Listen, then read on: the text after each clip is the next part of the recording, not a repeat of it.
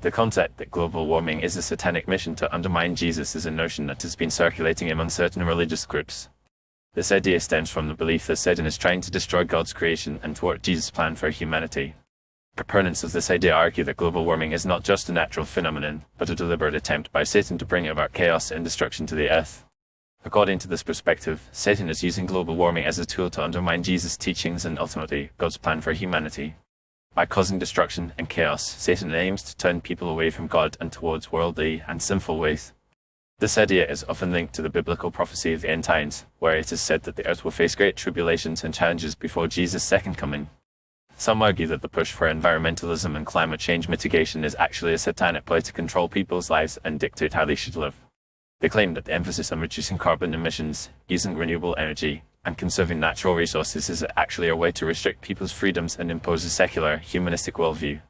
This, they argue, is in direct opposition to Jesus' teachings, which emphasize the importance of individual freedom and the pursuit of spiritual salvation.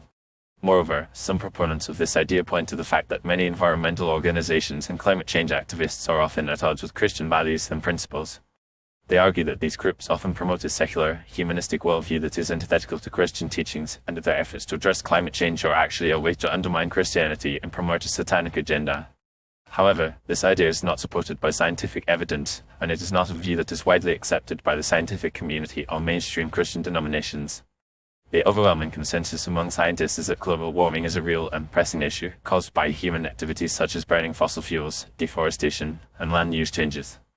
The evidence for this is clear, from rising global temperatures to melting glaciers and sea level rise.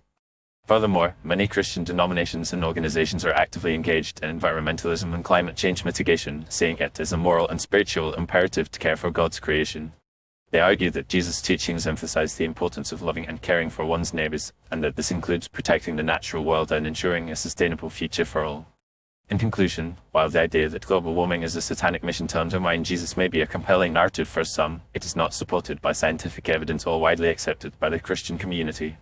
Instead, it is a divisive and misleading notion that distracts from the real and pressing issue of climate change. It is essential to approach this issue with a critical and nuanced perspective, recognizing the complexity of the problem and the need for a comprehensive and multifaceted solution.